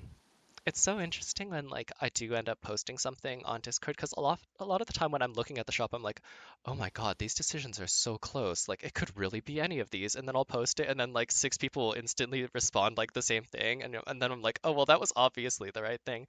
But like it's I don't I'm never sure like afterwards was like, oh, was I like overthinking it, or like are we as a community like underthinking it? Like is it what's happening here? And I think almost always what they arrive at is a pretty great line. Um, but Yeah, I mean, like, if you were stuck on it, they were both good, right? Like, yeah, for sure. I don't know, it's fun. It's great to like hear other thoughts, especially when people, like also find them interesting and can take the time to kind of like weigh like, oh, like I think that this might result in this and this might result in this, because that, you know, sometimes you will agree and then you're like, cool, and sometimes you're like, oh, that's a new perspective, a new angle, about like the implications, the further implications of this decision. Um, which is the hard part, right? Like it's not just like yeah, if you could always just look at your board, it would still not be easy because there's no scouting. You don't know if it's good enough, right? But like it's the next turn and the next turn that like as long as this thing as long as that decision was impactful, it will affect your subsequent decisions, and that's crazy. Um, so have you had like a favorite meta, or is it kind of because I think that like captains that I love have played very differently in different metas in the short period that I've been playing. Have there been like times that really like let something that you already liked to do shine? I mean, pre-nerf Hannibal was pretty nice. That was five triggers. Like every time your board like died, if it was all animals, it would go off, right? Yep, that Yeah, that that I was don't think I ever nice. had a chance to play with that. That sounds pretty fun. Yeah, it was just good.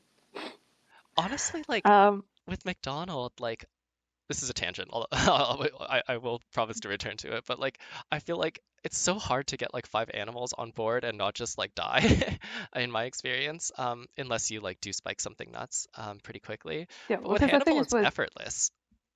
It just yeah, and it's happens. also like with Hannibal, like it was still better even if you had only like four animals Hmm on the board, especially if one of them was like a mockingbird or something, hmm right? So it had a chance of summoning another animal.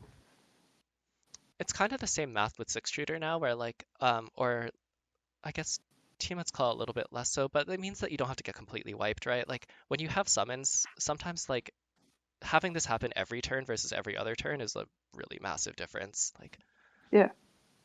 um, cool, yeah. Anything else like pop to mind? Um, Yeah, because back when clones was turn 9, that was great. Because also, like, clones was much better then just because everything else was much less powerful, Hmm. right? And also, because you could turn one drafty window. You could turn one drafty window into rows, and then you were like, oh, let's go. I'm losing turn 1, but I'm not losing after that. Because kind of the scaling commons have like very slow, like quest potion and breadcrumbs, like over time they will have a really dramatic impact. Questing potion can spike like really quickly, but a lot of the time it doesn't. Um, but yeah, Yeah. like having something that immediately is an onboard scaling like thing is wild. Like, um, I don't know. Can you think of another? What are some? What's the like scaling common that you would consider taking out of your clone's turn one? Like, or the greediest thing I, that you it, would consider? it depends a little bit on what treasure I got, but I think the greediest thing I consider on clones is, especially if the only thing I managed to get was an attack. Like if the only stats thing there was like Robin Hood's bow or Sailor Spinach, then I'll take a turn 1 rose, um, just so that the next thing I take with high attack has a chance of using that attack twice Mhm. Um, so to compensate for the fact that so you would I'm a never, character down. but you're always pretty much taking the thing with stats on it from the treasure pool. Like if it doesn't have stats on it, it's a non-starter. Yeah, the only times I take things that don't have stats on them is if all three of them don't have stats on them, Hmm. and then I'll take like a breadcrumbs over like I'll take breadcrumbs over like if the other two options are the chests. I'll take breadcrumbs Hmm. because breadcrumbs helps you find treasures, right? Because it's removing things from your pool, and like the the pool math almost never matters except it does matter on common turns. Yeah. Oh, Because pool math yeah, drives me. like It'll drive you crazy. yeah, There was a phrase that I it it loved, where like forbidden it knowledge that will doesn't make your play worse. Like, yeah like because the only times when like the number like taking 3 cards out of the pool actually changes the math to any appreciable degree is on turn 1 mhm. because the number of commons is just so small relatively, but as soon as you add uncommons, pool math doesn't matter anymore. I remember asking people about Glory Seeker and being like, I think, yeah, like, because I'd seen people play that quite a bit, and I was like, okay, like, I see it lines up well with these heroes, and then I was like, okay, so I should probably be doing something similar with other things, and they were like, no, no, no, we just run Glory Seeker because there are too few heroes in the pool, so you always silver it, like, and I was like, what? Like, there's things Yeah, like that that just like, again, kind of subtle, like the mage thing for fairy god headmaster. yeah, for fairy Yeah, godmother, it just like completely like subtly changes everything. um yeah, like it only matters or like the fact that if you do pick a pack of peckers on an egg, you'll always get an egg.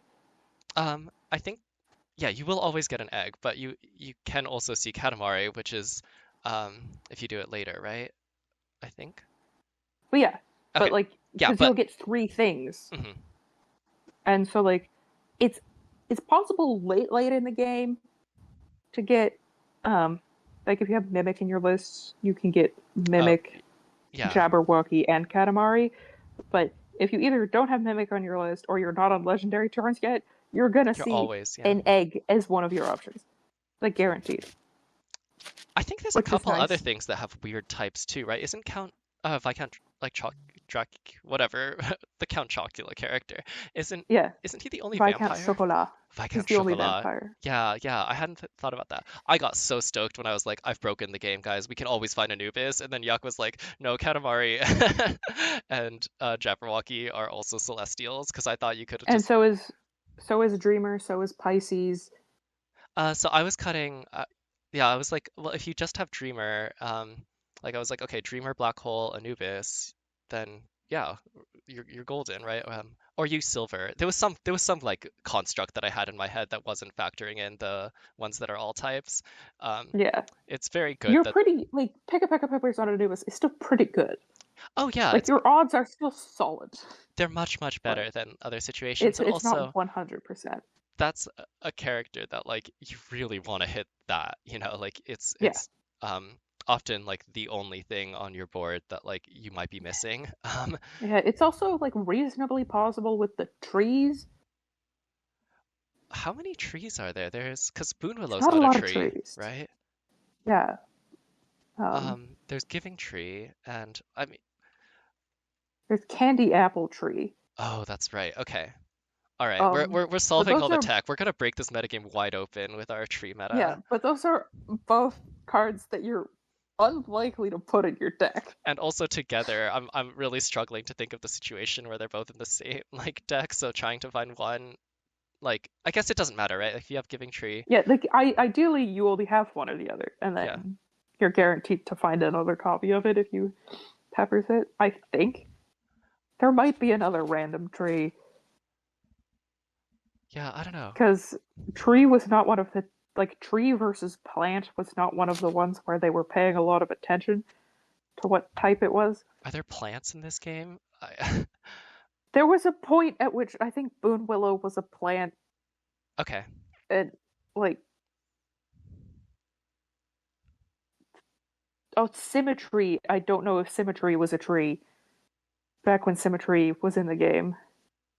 I knew Seeds of Symmetry. I didn't know that it was like in reference to a different card, but Yeah, there was a card symmetry that was a tree, mhm, and its lower stat would always go up to match the higher stat. mhm. Yeah, I So it mean, was like a one character of Seeds of Symmetry. I And it was remember equally broken Storybook with Brawl the. and the Great Trees comp in that. So, Oh, yeah. yeah, I definitely like that there's a little nod to it, even if it's not like. I'm glad Seeds of Symmetry is out of the game, by the way. That was a thing that only did broken things in actual play. Like it Yeah. never did the thing that you wanted it to do. It just set up Yeah, the thing that makes ridiculous me stuff. sad is Chain of Camaraderie.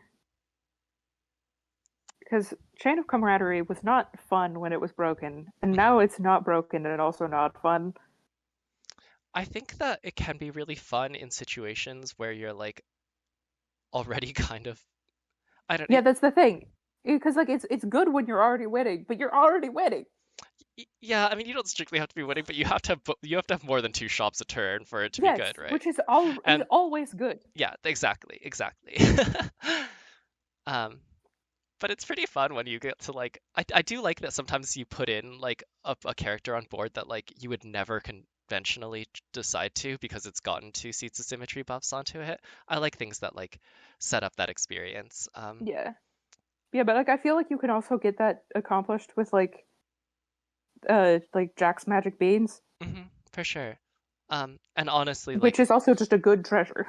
yes, yeah, Cleaver kind of does that for a lot of the characters in the Yes. game as well, which is part of why I do like Cleaver. But a lot of the time there's really cool legendaries that just like don't that I just don't ever buy, and it's sometimes fun to put a Kraken on the board or something Yeah. like that. Yeah, Kraken's a really common one because it has three types. Like, um, oh yeah. And Kraken is also like Kraken used to be really good. Because you used to be able to expect to hunt with it if you got it on turn 9, mhm. and now you just can't, and it's sad. Yeah, I sometimes I there are games when that thing like probably isn't gonna hunt on turn five, like for sure. Like if you got it by then, and that's Yeah. definitely like makes it struggle a little bit. But Yeah, like it's the stats that both it and Merlin gave were like both very relevant, and now they're significantly less relevant. Merlin's in a really sweet spot, I think, though, right now, where like I think that's a really nice shared pool card where I often find myself in a situation, like stumbling upon a situation where I'm like, oh, I can use a Merlin here, and then Yeah. getting some use out of it. And I'm glad that I don't have to add it to my pool because I don't think I ever would. I don't always Yeah, want because to like find Merlin myself used there. to be very annoying. Uh, out of Dragon Brother, Okay. Was it right? Like a turn 5 Merlin used wa- to be like a back breaking. was it epic back then? No, it's just like if you on turn Oh, 5 if you kissed found a into it? TLK. Okay, Yeah. okay. Which is like a pretty common play pattern on Dragon Mother, to be Um, honest. yeah, for sure. I mean, I'm not a big Dragon Mother fan, but I definitely have, like Right? if I'm gonna Because play it, your that's what's egg gonna is happen. yeah, like your egg is flipping on the same turn TLK shows up in the shop, so Yeah, yeah, for sure. the odds of making that happen are not terrible.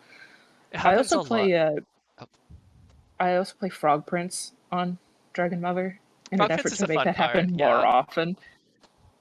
Because it's also like just a 5/5. yeah. I don't mind it. Like it's not bad. It's also Like I'm good never that you can. upset to have the Frog Prince on my board. So like even if it doesn't do the thing, I'm like, well, you know, And it also means you always have a golden on board, right? Like, sometimes you want to be hitting something else to go higher up the rarity chain, but like getting early goldens is very different from getting early like bronzes. So, those yeah, times when you do gold I used to like wonder like, oh, should I gold my egg here? Like I'm missing out on a higher level treasure, and like just called it. just gold the egg. Like it can really, really make the difference. Um, Yeah.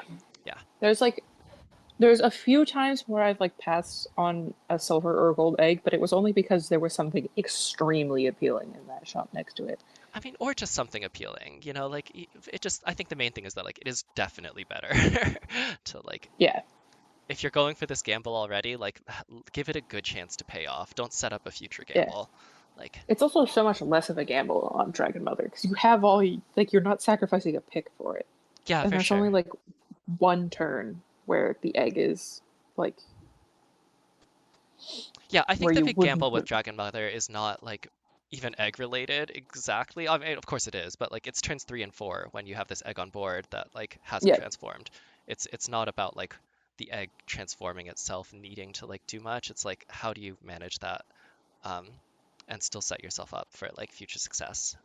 yeah. Though it is kind of nice where like Dragon Mother is one of the very few captains where I'll take a turn one puck. Okay, I like turn one puck in general. So, but yeah, tell me about that in general, like or about. I'm just very like I've always been very down on really early game attack, Mhm. right? Because like the odds of it trading negatively against like a Jack in the Box or a Laser Shark or something like that Mhm. is like I just hate that. Like those feel bads feel so bad to me that I'm like I significantly value Rose over Thorn and Pix over Puck. Okay, yeah, I mean Pix is Unless a monster early game, right? Like can just lead you yeah. to like crushing And fights. so I will take a shop to turn one shop two puck if my turn one shop one was like a high health, low attack character. Mhm. But I don't like to blind take puck.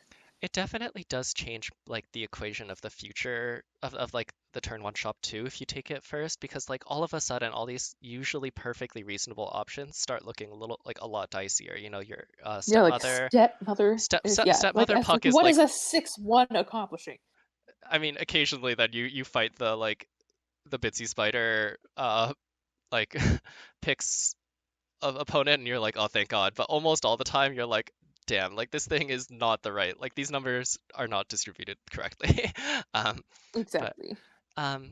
I But guess like what I like I about it is that don't it mind it opens up really as much. the like greedy line on turn on the next one, right? Because like sometimes you just want to be a little bit greedy with it, and you at least know that your like turn two shouldn't be catastrophic um, Yeah. from there. Um, that's usually my thinking with it, but it can definitely lead to some awkward boards. And it can also lead to like the situation where like you're like, oh, okay, well now I have to take this Jack in the Box, right? And then suddenly you have these like two interdependent units that if you're not Yeah. planning to swap out a support for a different support or a summon for a different summon, you can't really like just take one out off your board without like dramatically changing what your board actually fights like. Yeah, because it's also like it's so much easier to get rid of a Pix than to get rid of a puck Hmm. because like the like health becomes less relevant faster. Hmm. And so it's like, well, okay, well this picks actually isn't doing anything anymore because nothing is going to like double trade. Hmm. Yeah, for sure. And So like, it doesn't create those interdependencies in yeah, a way that so it's like easier to navigate. for sure. This game's so sweet. I love that you can have like a genuine like interesting talk about just like two comments and like Yeah. the dramatic like the way in which that affects everything, like your subsequent gameplay like from there. Um, Yeah, because yeah. like it's very different on common because like so like later in the game, attack is generally more powerful than health, just because like the odds of things trading 2 for 1 Hmm. in the late game is so much lower. Like you're just generally going for 1 on everything. It's also very rare that like health enables your scaling, whereas like attack very often is tethered to hunts, right? Like and then Exactly. um, So like the fact that the dynamics on like the common turns are so different in that sense, where 1 extra health very often does let you trade 2 for 1. mhm. Right? Like Rose is actually really powerful in a way that's like not obvious. Yeah, I'll think about that more because I think I still instinctively do lean towards Thorn over Rose because I figure that like I need another turn for it to pay off. I want to make sure that I can trade. But like once I, for whatever reason, like if I go Peachy Queen first into one, I would much rather have the like I think +1/+2 is amazing. Much better than 2 plus 1. Yeah. Yeah, but when it's just the +1 or the it's just one or the other, I don't think I think to me it was like, well, obviously Thorn's the better one, and I now that I'm actually thinking about it, like I don't think it's that obvious at all. Yeah, like there's some like questions about like what exactly is your list trying to do? Like I would take Thorn over Rose if I was playing Plunder Penny in a list. Mhm. But Yeah, I don't know. It's cool. I'll I'll be thinking about it next yeah, time I start. Um, in general, I think a turn 1 blind, like no context Rose is better than a blind no context Thorn. I can definitely see that. I think that is much more likely to like set you up to um, push or win your turn two Yeah, fight. because the thing is like both of them are going to lead to you losing turn 1, Yeah. or like at best tying, Hmm. right? And Thorn makes it easier to subsequently tie, but Rose makes it easier to subsequently win. Yeah, I think that's a really concise way to say kind of what like my brain is like imagining different scenarios, and I think that's Right? the And same thing that I'm because you're likely picturing. to be losing half a heart on turn 1, you want to subsequently win. Yeah, for sure. Subsequently tying is not enough because you're half heart down because you took a 1 on turn 1. Yeah, I mean, Half Heart Town is not the worst place in the world. Like, yeah, it's No, but um. it's. I would rather have 3 hearts than two Oh, and a half. absolutely. Yeah, it's nice. It's really nice. I just, although I do think that one of the like subtle signs that I think like I found that like, oh, I'm starting to figure this game out is learning when to not take the pumpkin spice latte. Um, that I think that's like a Oh yeah, really I haven't learned that. I just always take it. I I'm think like, sometimes I mean the thing is every once in a while you do regret it, but you never know if you were gonna regret it if you take the pumpkin spice latte, right? Like you're always like, okay, like but it does make me feel like a genius when when I'm right about it, when I'm like, okay, like yeah, I have this. Like when I'm like I was behind and I've just turned this corner, this pick is important. I'm not gonna pass it up. And like when it's not obvious, like then it's I don't know. I find that really, really rewarding. yeah. Like I'm not saying it's correct to always take pumpkin spice latte. I'm just saying I'm not putting in the effort to learn when it's not right. Fair enough. I don't know. Yeah. I think stuff like that is like, you know, different players really do find different experiences rewarding. Like a lot of what I do find rewarding might lead towards like winning games and stuff, but like if there's ever actual conflict between that, like I'll do what I find, satisfying. Yeah, Um and but yeah, I don't know. It's the heart system is just so good. Like it can lead to yeah, frustrating things, but like God, it really just like works in almost it does so much for the game. Yeah, I think the only flaw is just the communication of how it works. Like the fact that we still get people in the Discord unsure of why they lost a full heart when there was only two characters on their opponent's board. mm. I mean, why would that be? Presumably, it doesn't It's because happen, it's right? the finals. Oh, of course, yeah, yeah. Yeah, Um, because makes like yeah. you you don't have to pay attention to anything to intuit the two characters left rule, Hmm. and it's just the fact that there's one situation in which that rule breaks and people's pattern recognition fails them. Yeah, and also I think that like again, like you lose perspective where I'm like, well, when I'm in top three, it completely changes how I'm thinking about the game, right? Like, and Yeah, but they're like not if you're gonna just do that. playing, Yeah, like they're just like vibing. if They're you're just just having fun. playing really fast, sometimes you don't even look at how many people are left in the lobby. You just don't know because you're just clicking battle as soon as you're ready, and you're not looking Yeah, absolutely, for sure. right. Like the Yeah, if you're it does say playing something. fast, Yeah, yeah. there's no gap between your last shot and the fight Hmm. for you to like look and see how many players are left or who you're facing. And so that means that it's less likely that you're going to notice that you're down to the finals, Yeah, for sure. that things are different now. No, that's that's a question that I have seen a couple times, and I just didn't like connect the dots. I was like, is there some like forbidden rule that like I just didn't know about? And no, I just was so, Yeah, things that you take for granted that like are just like obvious, right? And it's like, well, they're not. They're super not. Like, um, yeah. It is better now that there's a tutorial, um, mhm. because I actually wrote the first tutorial, Ooh. not the in-game tutorial. Mhm. So like the originally all that existed was a video of Sam Pardee playing the game and explaining it. Mhm. And then some people just didn't want to watch a video, so I wrote Knacker's I Guide to the Galaxy. I'm yeah. Very, very rarely will I watch a video, which means Yeah, that so I spend a lot longer looking for a text version than I would have just watching the video, but I won't do it. yes, so I wrote the text version, which Yeah, was just bless you. the complete how to play Love that. Google Doc Hmm. of the, and then they added the tutorial, which explained how to play, and so then But people stuff, have yeah, not been. it's great. Um, So I haven't updated the text guide since the tutorial, and I haven't given it out since that's existed. But yeah, you it know, sounds like, it explained the fact that you could recruit to below decks before there was a visual icon for it. yeah, there's a lot about this game that like because it's drawing from like multiple resources that are themselves descendants of like other like genres and like amalgamating them. It's I can't Because really like people imagine actually how managed to complex it do is.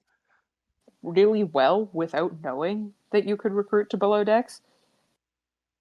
So I basically what you're saying That's about just that what is I that call people the were top. always like buying like whenever they were recruiting, they always had to like replace something on their board, right? Like when they were Yes, playing. Yes. or take Okay. a spell, Okay. Yeah. Okay. Um, which is impressive. Like people did very well with those constraints. I think that there was a phase, like when I first started, where I was also somewhat confused by that because the bench is not visible in this game, right? Like in other games, maybe you'll have like a hand or something, but the sense of like what you've benched is like it's very Yeah, so abstract. it's at least like the little icon in the top left Yeah, yeah, is it new. There was existing a is period of yeah. time when that was No, not true. that's wild to me that like yeah, that yeah, I think it's still actually like one of the less intuitive parts of the game, even since the icon, because I started playing after it got added, and I think that there was still an element of confusion there. So I'm glad that they addressed it, and it doesn't seem like it's too much of one, but um, it's just a weird thing, like it's Yeah, a weird concept. Um, yeah, that's why I call it below decks. I'm the only one that does this. I'm just like really invested in the nautical theming. I like it. Yeah, I'm. We've been my partner and I have been watching a bunch of like nautical media recently, so Yeah. all about it. So like, they're part of your crew, but they're not part of your deck crew. Hmm. No, I love it. Just Actually, I'm makes probably sense. gonna that's gonna sneak into at least how like I do it, and I'm probably gonna have the same experience where I will say it and other people will be like, "What do you mean?" But it fits. It really works. Yeah, 'Cause they like matter. they're on your boat. Yeah. And I think like They're the idea taking that you they're your places. bench kind of implies that they might come in, which they kind of can. But No, no, they're just a passenger. yeah. You're not making them fight for you. They're not part of your actual crew. Um, yeah, I like I don't know, recruiting is cool. I really like that there's not like the because the 5 slots is to my mind very tight, like a very tight constraint. I'm used to Yes. previous games that have had 7, right? Um, Yep. I think that Like they I've been playing Once Upon a Galaxy for so long that I keep forgetting things about SBB and I'll like remember them. And I'll be like, "Oh right, there were only 3 treasure slots. I forgot." like I cannot even imagine having 3 supports in a backline anymore. Like it just breaks my brain because it's like obviously there are 2. Like um Yeah. and it's still like it's a really great tension of like how Oh yeah. like Like it's so so many hard to know things. what you can make space for. So Yeah, like so many things want to go in 4. yeah, 4 is a deciding where your slot buffs. Actually, I'm curious if you have an opinion about this. Like, where do you put your slot buffs when you don't know exactly what you're doing with them? Like, once you have your Boon Willow in place, or once you have your Hunter, maybe that like changes things. Yeah. But If like, it's in a Anubis list, it's a little easier because I'll usually just put them in 5. hmm Um, or if it's like a hunt list, I'll put them in 1 and 4 pretty equally. hmm And then I also on every list I'll prioritize like I'll initially prioritize getting my ship shape. ship in ship shape. hmm Um, and then oftentimes I'll have like a character that needs buffs by the time it's in ship shape condition. But right, that like I'll almost treat the slot buff like it's a character buff hmm sometimes, and like not put too much thought into. I'm like, no, I'm just doing this for this turn, and like the slot buff will like it will matter or it won't. I mean, Um, and that can set you up for things in the future that then you're open to if a buff is already or if a slot's already strong, things that like work well in that slot will become more enticing, right? Like, exactly. um, yeah, I don't know. It's something that I think about a lot because like I had a period where I had like very defined roles for what exactly the slots are supposed to do, and like, like I had 2 in my mind as like this is the summon slot because your both supports can affect it. So if your main carry is your summon, you buff that slot, and I think it's all so contextual. Um, but it's interesting to hear. Like, it's something that I don't think I've heard other people talk about a lot. So I'm kind of curious to like see what if other people have this like similar thought Yeah, process. it's sort of interesting. It used to be like back when mop was the best thing to do. You just always did 5. So why 5 for that situation? Because mop gave its stats to summons, so you wanted Oh, every okay, other okay. slot to summon, Yes, right? of course, yes. Um, Um, I mean, Boon Willow is very similar, right? Like Boon Willow, Boon uh, Willow can also be in 4, technically. it can. I think 4 is the flex slot that I'll put it in if I expect that I might like in Mira, I do 4, and if I put my Boon Willow, if I get a Boon Willow, I'll put it there. But like usually I'll have a ranged character in there, and I'd much rather have my Yeah, ranged in 4 than in 5, right? yeah, Um, exactly. But it's also like the tension is that I'd often much rather my character in 1 be supported than my character in 2, yes, right? yes, Like, yeah, for sure. and Sorry, I'm just so thinking it that through. tension between like I want my first character to be supported because I want it to be able to hunt or do whatever it is, right? Great, because I'm putting it in 1 because I wanted to attack for some reason, hmm and then versus, but I really don't want my Boon Willow attacking. So I'd rather it be in 5 than 4, and I put something that I want to attack in 4. I think that character is part of why I end up playing scam so often because your scam slot 1 does not care. In fact, usually does not want that many stats, right? Yeah, Um, yeah. If it's a Wicked Witch, like that'll do just equally well, no matter how supported it is. it's nice if your Wicked Witch can kill something, but it's so much more important that it gets resummoned by your Anubis, right? So Yeah, yeah, it just works out pretty cleanly, and like, you can slot in Dreamer or something until you get the real the real thing. Um, so Yeah, and it's also like part of it is like I don't devalue things enough when they get nerfed. mhm. I don't think so. Like in my head, Snapping Hydra is still broken in half I think that character because still like provides a lot. It just doesn't it's line still up. good, but it's not the thing that it used to be when it was first introduced. So my But experience with it is that like it was a pretty great unit that was broken with Seeds of Symmetry, and where you just like got this combination and won like a abnormal amount of games. Is that what you're referring to, or is it just like doing the thing that it no, did on its own was just better then? doing I can't remember if it was like how it got nerfed because it itself got nerfed at a certain point because it Oh, used to okay. be really dominant. It might have just been that it got lower stats, but Lower starting stats would make a big difference. Doubling takes not very much, yeah, but you really want something, right? Like, yeah. But like there was a point at which it was like fairly oppressively present. I can't remember why. It was also partly this that it was introduced during the mop meta, hmm. so sniping someone's mop was like you'd end their career. Yeah, the more Mr. Foxes run around, the less like I feel happy running Anubis for sure. Exactly. Like Mr. Fox is actually like the first sneak character that's like people have successfully played just because like the only other ones are like Mimic kind of and then Yeah. uh Ninja in Training and Ninja in Training is just not good enough. Yeah, I've had like times when I've been like kind of sour on Mr. Fox being like too prevalent, because I think that kind of gets up to be a problem. But I think it's really important to have It backline access in the yeah, game. It's really, really it's really mandatory. important because it's also like Mr. Fox is not all that big on its own. No, no, yeah, it's a hard unit. Like I think that that's the sort of situation where like the support, where you place your support to enable your hunt Yeah, is like, like you have to put a lot of effort to make him work unless you're playing Sensei. yep. I think Sensei is deceptively great because of how it works with just a couple really important units. Chameleon, Yeah, Mr. Fox, Egg. Like, Don Quixote. oh, I'm not a dog. I've been trying to make it work and I can't. Yeah, I will only play it on Sensei, Okay. I'll but it's like on Sensei, it does what Fox does because it's the same stats as Fox. yeah, I mean, well, but the backline is usually weaker, right? So like it takes a Well, little yeah, bit but more work. I'll just put Don Quixote in four. Oh, okay. Yeah, that makes a lot of sense. I'll try it out. That sounds really fun. Yeah, It's and always one of my yeah, favorite because like characters to put into a deck. yeah, Sorry. Don Quixote is another thing that's gotten like sort of outscaled by time Hmm.